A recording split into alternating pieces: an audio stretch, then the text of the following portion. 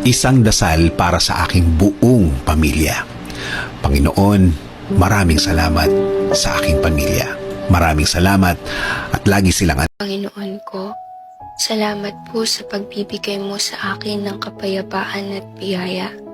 Panginoon, naway samahan mo po akong Kaya mo bang sabihin, Lord, thank you. Lord, I love you. God and Savior. Heal me, change me.